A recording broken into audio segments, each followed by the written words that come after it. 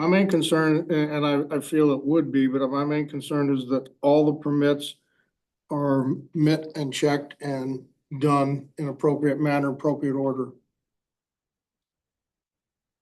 far as the grading and everything along that line.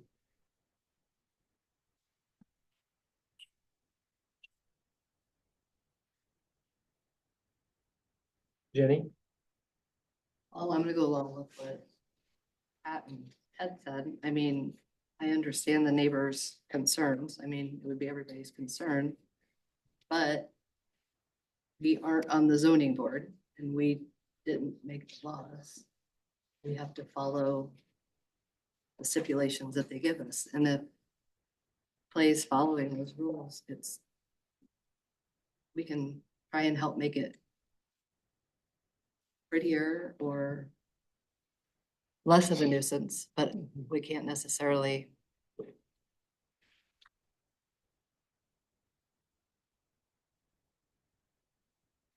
I do say that we go ahead and only limit it to 7 and not 12. And then he could come, and then if he decides it.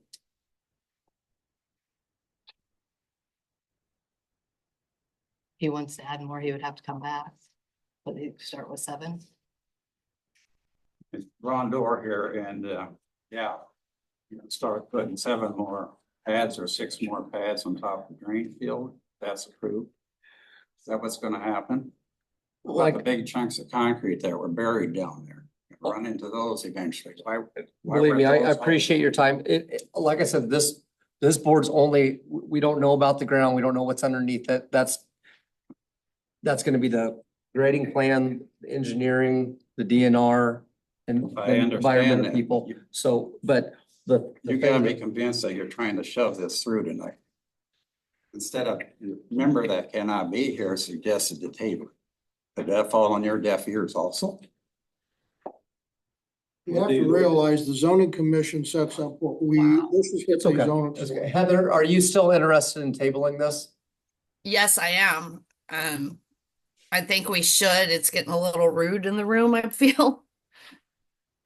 You have so many unanswered questions. You should know more about this by now. This is not my first rodeo. I know what's happening here. Well, I was tabling ain't gonna help. Well, first, Not from the audience, from our board and Heather. I think I would like us to get a little bit more understanding of the grading plan and so we're, so it's done correctly. The grading plan is approved by our paid engineer for the county, and the DNR goes over it too. Right. Now, we're not gonna have any say on the grading plan. I mean, it's gotta be done. We know that's gotta be done, but I don't see how what else can we learn from tabling it? Why were we brought in last April when dirt started coming in there? Truckload. okay, that's enough, sir. That's plenty. So first of all, I'm in agreement with what you said, Pat, that tabling a situation due to something that we don't have any control over anyway doesn't make any sense. This project could have came about without anything being done yet of any grading. And we're not concerned about the grading as long as the grading gets done through the right channels, which would be the DNR, which would be the county, which would be the state, which would be the permitting process. So that has 0 bearing. So that didn't fall on my deaf ears. 2, our commission and our board is looking at building a berm to take away some of the privacy or to put some privacy in it. 3, we're limiting it to a 7 and not an 11. If the applicant would like to come back in and go to the 11, I'm sorry, to 12, he is. We have 0 control of anything to do with the septic system. If it fails, it won't be allowed. It's that easy. If the grading plan fails, it won't be allowed. It's that easy.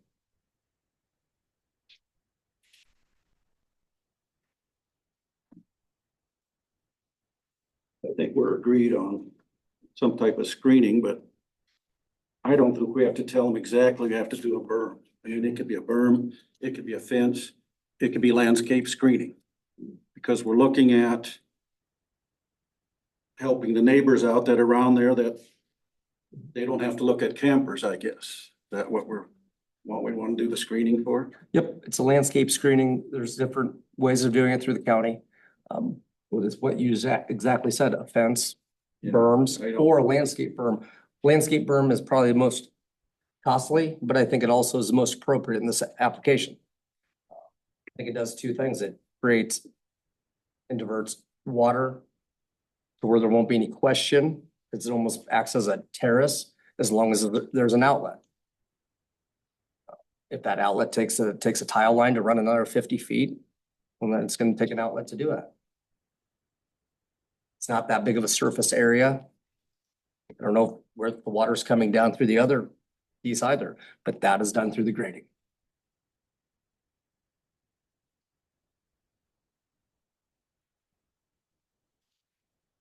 I mean, it's like every time someone comes with a conditional use permit, there's opposition, there's opposition, there's opposition, Well, that's why we're here.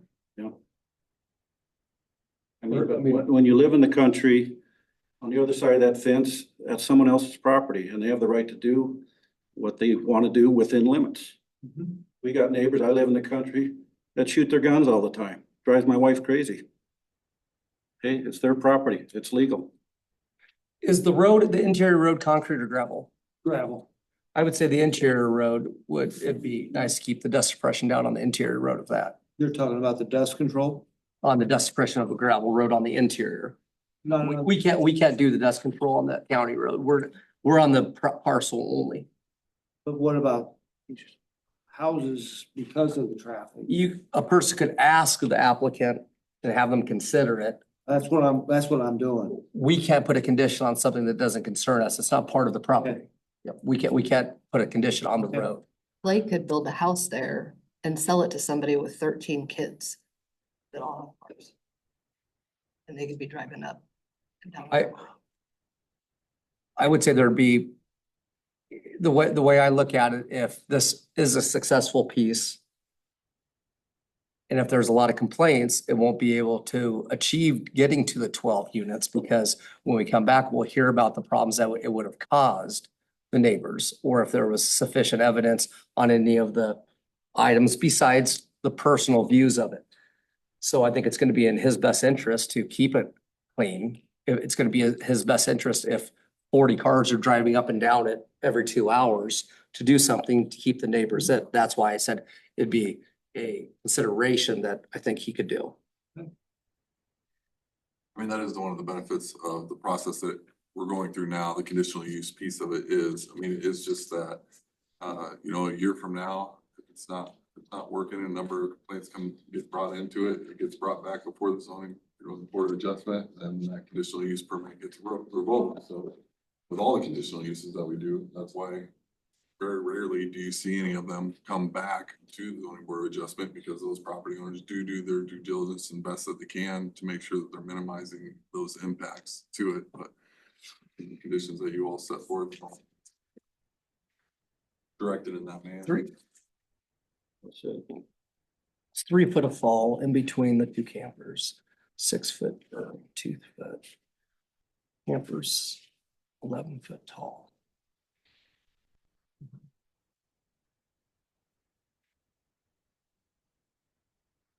On the other hand, we're making this property owner spend a lot more money just so some people can't see a camper.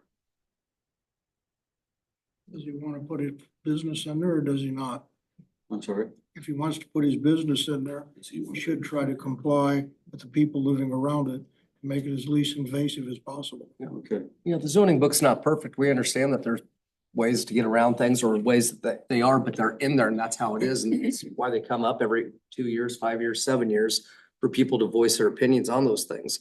Fortunately, that's not this board. And what you just said, Ted, I think is a good saying is if this stuff's not done, it's gonna look like something down by the highway. This can look nicer than what's down by the highway. It has grade changes, that it has, you know, a little bit different access to it. It is on a very private road.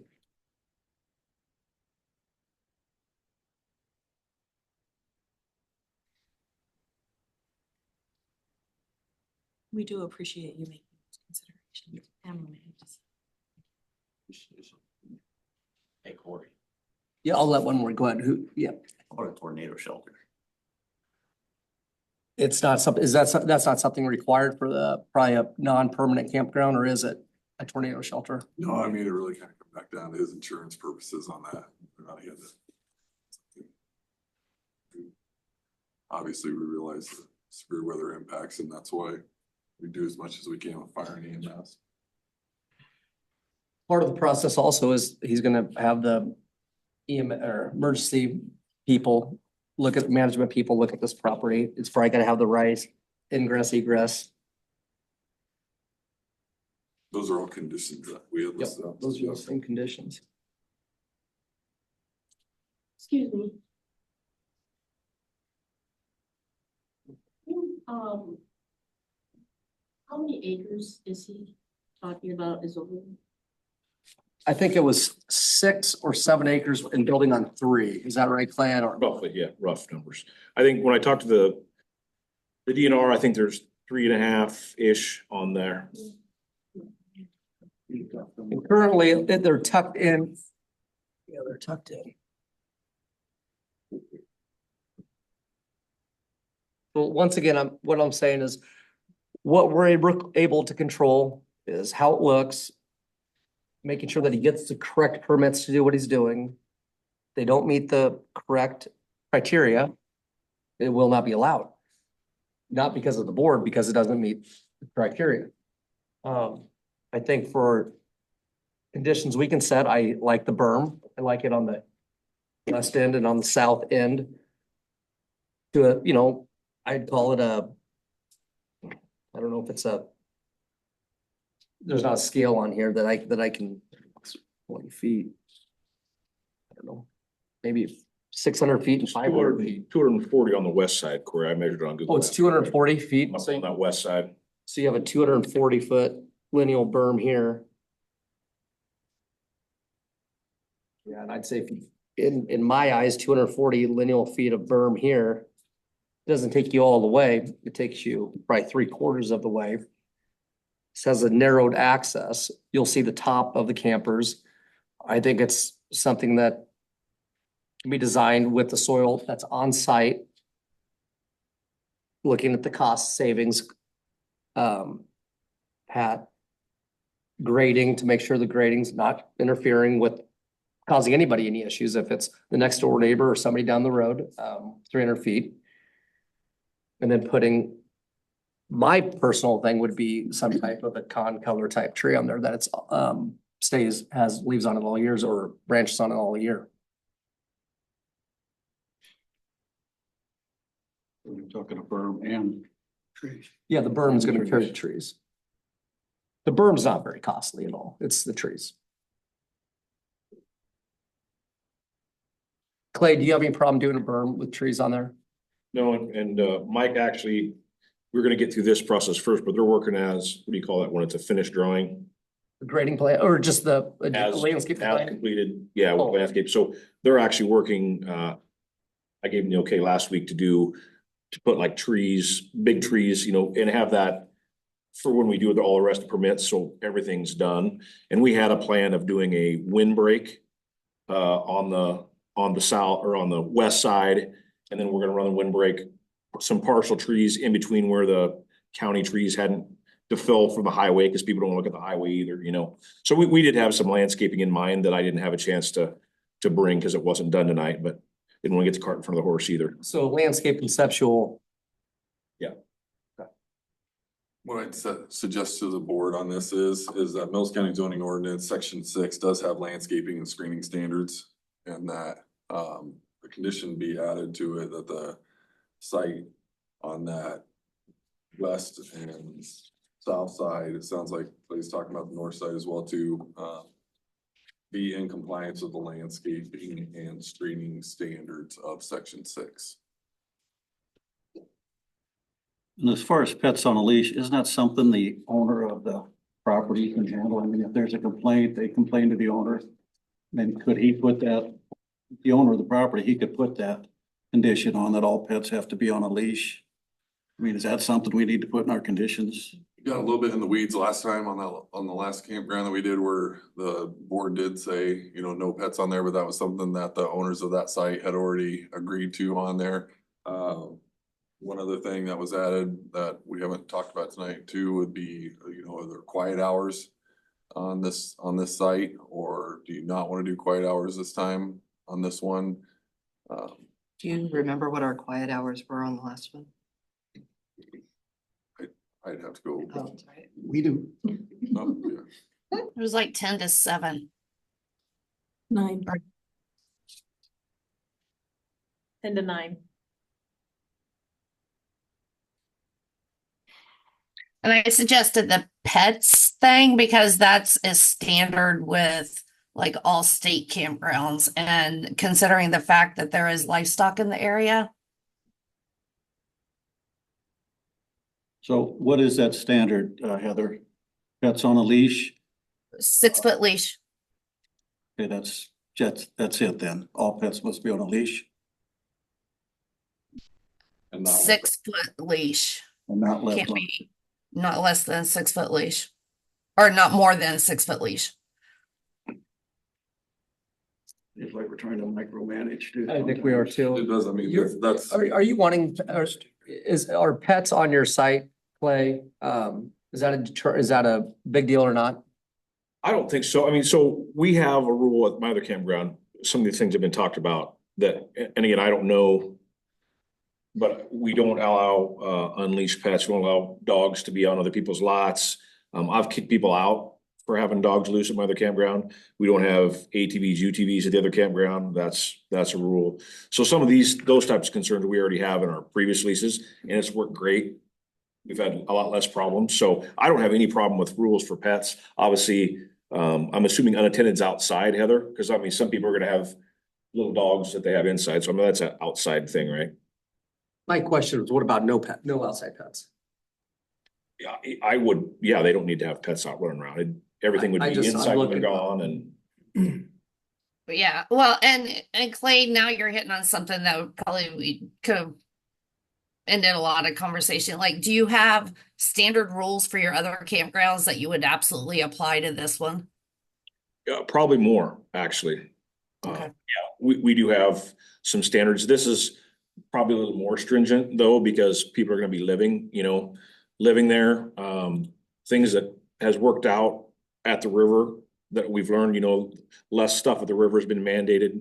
And we already talked about that. There's not gonna be any sheds, there's not gonna be wood piles. We're not gonna have campfire spots at these. They're gonna have a bolted down picnic table on a pre-poured pad of concrete next to their camper. So they're not gonna have, a fire pit outside next to it where they can move it around. They're not gonna have a grill. They could have a gas grill, but we're not gonna put in a grill, outside. So to me, less is more. So the short answer is yes. We do have a list of things that we want to. Again, it's just not, didn't have anything written up because that's on down the road. We don't want to spend time writing up a lease if we're not gonna have a campground. So. No, understand. Thank you for that. So I would say no outside pets. Our other campground is a 28-page lease to have a lot of other campground. This recreational, with a lot more possibilities. So yeah, this will be, and I've talked to Sandy, Vinton and Mark about, some of the things that they've had work well for them as far as not having issues down there. So we'll try to kind of make a bucket list of learn from other people's mistakes or successes. These other campgrounds he's talking about is not in a residential area either. Yep, and we understand that. That's why we're trying to put different applications to this site. I mean, I don't know how many of you guys want to wake up next to the campground. Well, like I said. It's zoned ag residential. Yeah, and like I said at the beginning, I was looking through this to find out what was permitted in this area, and there's also permitted without a conditional use permit is a mobile home park. In a mobile home park, you could have trailers outside with 5 mattresses on them. You could have 7 grills. We had 70 bags of trash. And there's no board to come to. So I feel like we're looking at this pretty good through our glasses. Okay, if I make a motion. I will say my only real kind of gets me in the gut is the personal safety of the kids, because like the other two campgrounds, I'm close to I'm close to both of them actually, just 29 divides them, and the children's safety factor kind of worries me a little bit more with this one, just because they are so close to residents. You're saying the campground is so close to residents? Right. So you're saying the people there with what some of the people brought up with transients and possible. Yeah, I mean, you never know. Yeah, you never know what you can get. I mean, luckily, it seems like both the campgrounds that we have now have had pretty decent residents there. But just with this one being so close and the school bus going right there, yeah, they don't have to. I'm not sure and it's something we don't need to go into, what, they do have reporting things that they have to do if they're a registered offender. Yeah. Yep, and that's not for us. Yeah, But that's not for us, but it's something, if they're moving every 6 months, if they only have to report once a year and they move 4 times within a year, and one of those times happens to be here or at the other 2 campgrounds, there's no way of knowing.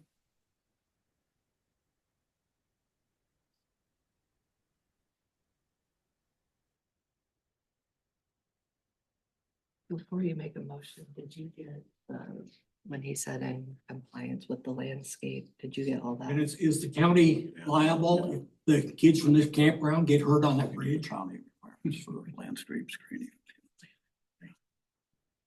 Obviously with the zone, with the dirt. Grading plan. I heard you. I don't know what that means, but It's on a leash, quiet out. thank you. Grading or plan. And then the note ATVs. You're part of the county, aren't you? Not the right area. Not on a bridge, on a county highway. Or street. Oh, I couldn't hear that question clearly. What was it? They asked if the county would be liable if a child got hurt on the bridge. Is it the bridge that I asked about and everybody told me it was out of commission? Yes. Yeah, but that's not what we're here for tonight.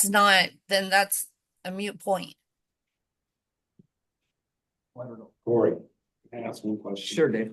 So what's the time frame? Is it 100? Is it what they said, 6 months? Yeah, it They looks can like only be there 6 months? I mean, is that, I didn't understand that part of it. 180 days. 180 days and they can read. Then what happens? They have to leave or what? They have to leave and they could probably come right back, to be honest with you. They could probably leave and come right back. Well, it's the same thing with the floodplain regulations. I didn't know. That's why I was asking. Basically, you gotta move your site and pull it back in, and that's what, I think it's one of the pieces that not only the county regulations use, but federally, state and federal regulations use to make sure that the campers stay roadworthy and ready to pull out in case of an emergency. It's, if you think, hey, we have to pull these things out. I'm sorry I asked. Who enforces it? Who enforces that 180 days? Zoning officials. Yeah, I mean, it's something that, do people go around and check to make sure that it's been 180 days or not? I don't know that there is. But when those flood events happen, I mean, it comes up quick and everybody's gotta be roadworthy, ready to go. So currently we know that this isn't a place to store anything. It's just a place. The way I look at it, it's similar to what was down in the Glowwood Lake Park with about 7 or 8 units.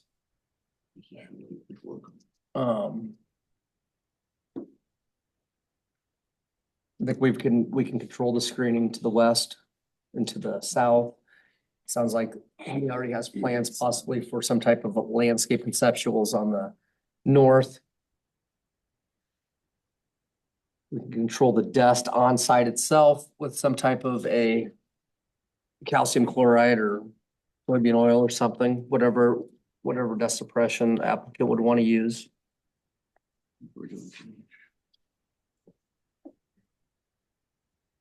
I think that's it. Bill? I'll make a motion.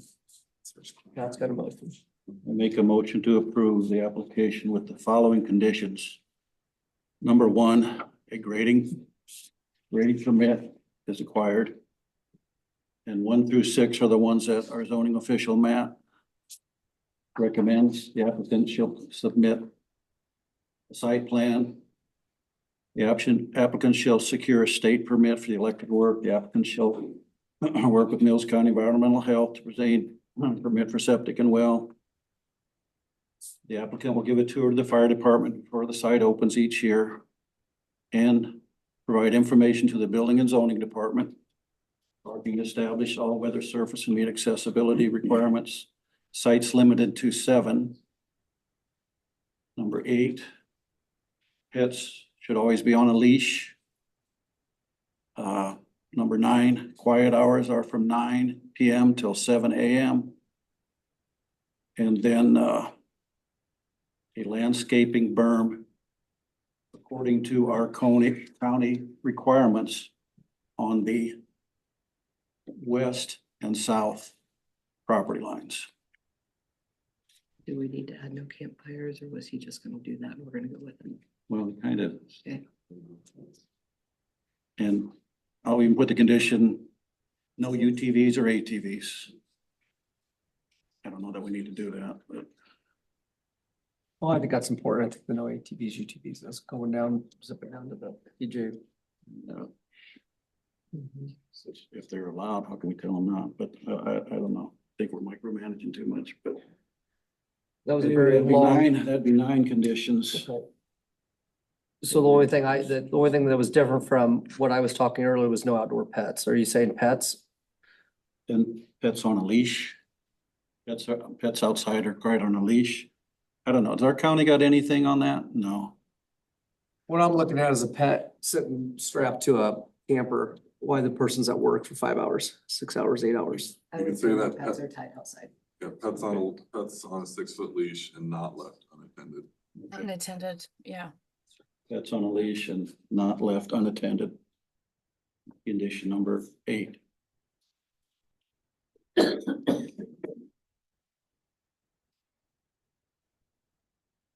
And you said quiet hours? 9 PM to 7 AM.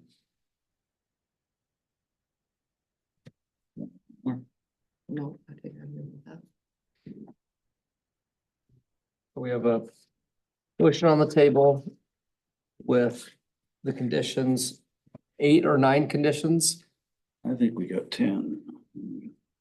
7, that's 8 or 9, 9 with the berm. Or the screening. Can I go through these conditions one more time? Yeah. Please. I'm looking at 11. The first condition was that the applicant obtain the proper grading permits. Then the second one would be the applicant will submit the site plan to the building and zoning office. Number 3, the applicant will secure a state permit for the electrical work. Number 4, the applicant will work with Mills County Environmental Health to obtain the permit for the septic system on the site. Number 5, the applicant will meet and give a tour of the site to the fire department before the site opens, and each year thereafter providing information to the building and zoning department. Number 6 is the parking would be established with an all-weather service, meet the accessibility requirements of the International Fire Code 16.04. Number 7, the sites will be limited to 7. Number 8 is that the pets would be on a leash and not left unattended.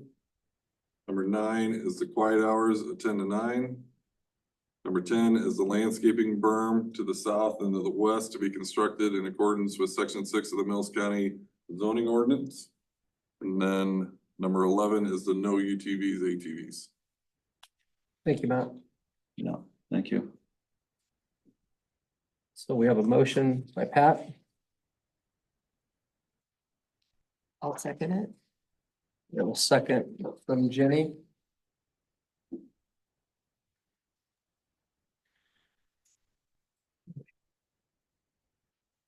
I get a roll call, please? Pat, Yes. Cory, Yes. Jen? Yes. Heather? Yes. Okay, thank you. Clay, you, we'll have to get with Matt. He'll go through those conditions with you. And Process for grading. we'll have to move on with that. Okay, So we do have other business tonight. yep, I just flipped that over so that. And it is clarifications from the glamping CP, conditional use permit number 24-188 on there. And for this, so there's been some back and forth between the property owners and I on. It's a full screen. Do we have that permit? What do you got?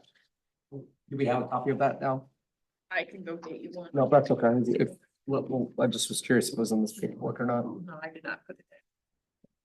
So it was, so condition number one on that, there was several times we went back and forth, and that was about whether or not they were going to construct a home and live on site. Okay. Whether they're gonna have a tiny home on site, or whether an employee was going to be on site all the time. And went through, you know, when I prepared the resolution, I went through all of those conversations, and at the end of it, I started right where Ted made his motion and accepted the conditions.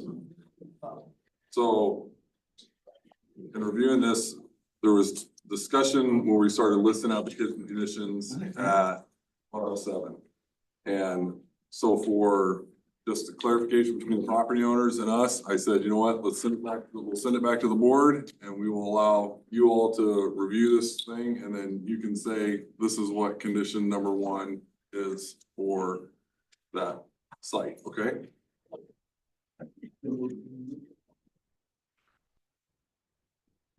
Currently, I have a list of 10 conditions. Okay, you listed them, okay, thank you. That's me talking. What, can we hear those? You wanna please? hear 'em? Yes. Okay, so when you, back to the original staff recommendation, number one, I modified to say management will be on site the entire time that a guest is on site. The sites will be limited to 3 to 5 camping units, maximum of 18 people. Parking will be established all weather surface to meet the accessibility requirements of the International Fire Code. The property owners shall meet and give a tour of the site to the fire departments before the site opens and each year after providing information to the building and zoning department. Property owners will work with Mills County Environmental Health to establish sanitation facilities for the site.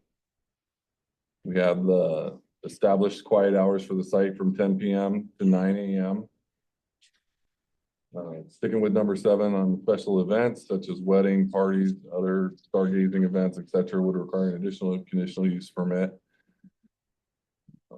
So I guess if you're interested in number 8 or not, you'll just have to tell me right now. Number 8 is the property owner will supply the dust control from 195th Street to the entrance of the property. So we're all way down to number 8. That's my. Make sure that if and when they do have to show up to the site, that they're familiar with it. It may be something that they try to arrange with the. If they go through all the conditions that we set forth with the full-time on-site employee, that's capable employee, that they do all of the engineering and plans, that they limit it to 5, that if they go with the conditions that the county has already set forth, they go with the no alcohol, no smoking, no fireworks, no ATVs, no bicycles. I really don't see this being intrusive at all. All right, well, let's list that stuff. Motion to approve. You guys gotta make a motion, not me, so you guys can list, that's a long one. I think. I don't want to put Audra on the spot, but Currently, I have a list of 10 conditions. okay, you listed them, okay, thank you. What, can we hear those? You wanna please? hear 'em? Yes. Okay, so when you, back to the original staff recommendation, number one, I modified to say management will be on site the entire time that a guest is on site. The sites will be limited to 3 to 5 camping units, maximum of 18 people.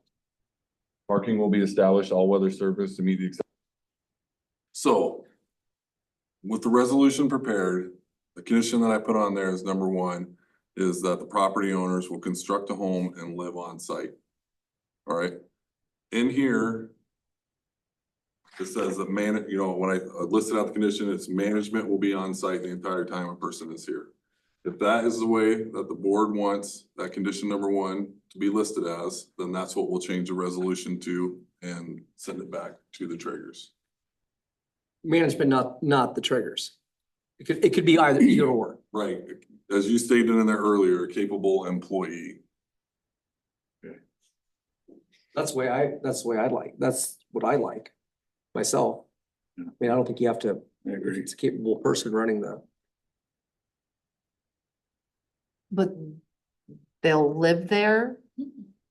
No, they'll be there when just there's be ever an there. event. Discussed this at length, more than just this, and there was no. We circled back and forth on it several different times. It went from them having a tiny house that they were gonna place out there to constructing a home out there. So that's why, and then at the end, it was back to. The whole piece is when somebody's there, you will have a capable Yes, person. there. yes, that was the whole thing, but at no point did we say we were gonna build a home before this. Oh, okay, workshop. okay. So.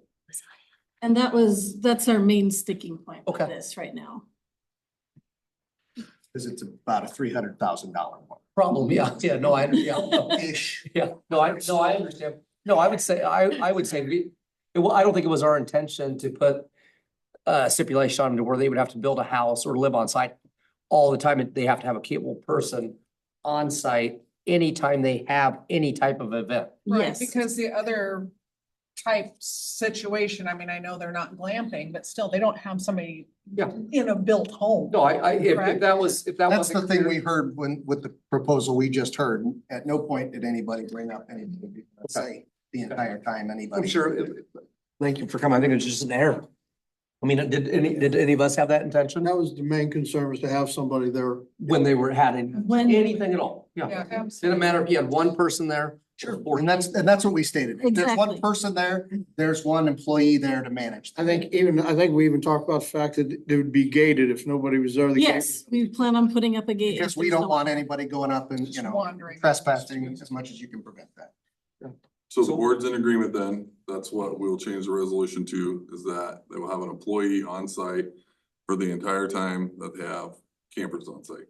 Any event or camper. So if they have an event without a But we camper. limited to, I mean, in that, another one of the conditions we had was no special events. Oh, Yeah, okay. yeah, we- Oh, okay. Okay, so it's just If we camping have only. like a wedding or something, we have to apply for a new permit. for I see. that. Okay. Be- Yeah, well, if we have a wedding, we're charging people to come to. Yeah, so, can I ask one other clarification, just real quick, about the definition of that all-weather surface? We did read the code, and the way the code makes it sound is that it has to be asphalt or concrete, which is not conducive to us. All-weather service in a rural environment is gravel. Okay, good. That was my other concern, was concrete wouldn't go well going No, through those hills. whatever engineer you go to design that out, will be able to run through those processes. Okay. Right, 'cause anybody that lives in the Loess Hills knows, you put concrete on that and that's gonna ruin, it's just gonna, it's bad. Yeah, that was just a clarification we had, because Yeah. the way we were reading it is it said concrete or asphalt, and we can't do that Runoff at and all. erosion. I think one of the As main things was. neighbors, we don't want to Yeah. see the runoff coming down that road from that driveway. I think one of the big things. Through the road. Built though to a county spec standard. Right. Yep. Because otherwise, any emergency management, anything would have to go up there. that would- Right, yeah, we still have the tour with the fire. grading and everything that we're gonna do with the fire department too, so. We're just actually getting in contact with Shauna Gorman pretty quickly here. I left a message actually. And We're he hasn't doing our gotten back to prescribed us. burn if it ever stopped raining. I see.